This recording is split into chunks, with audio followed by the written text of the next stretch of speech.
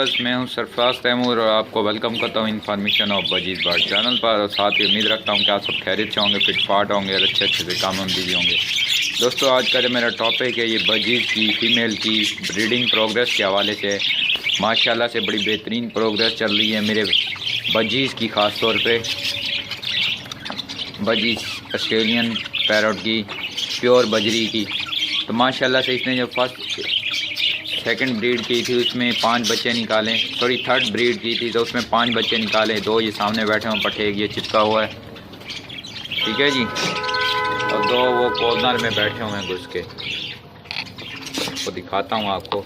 और आज हम इसकी हांडी चेक करेंगे, हांडी में भी देखते हैं कितने बच्चे हैं।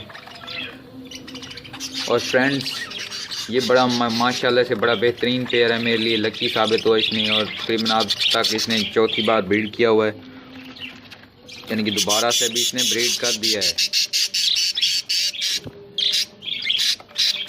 चौथी बार इसने एग दे चुके हैं। तो ये आज हम इसकी हांडी चेक करेंगे दोबारा से मादी की, कि मादी क्या कर रही है हांडी में।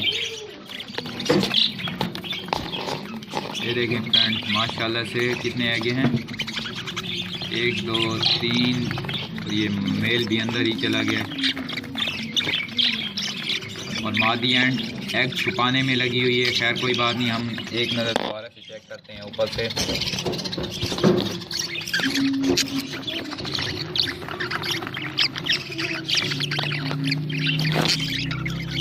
फ्रेंड्स, आपको नज़र आ रहा होगा लेकिन मुझे नज़र नहीं आ रहा, तो मैं बाद में देख लूँगा।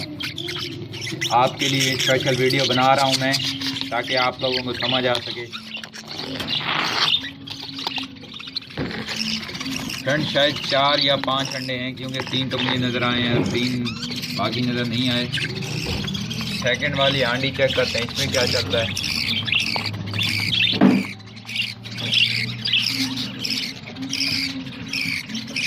ये भी प्योर बजरी की हांडी है।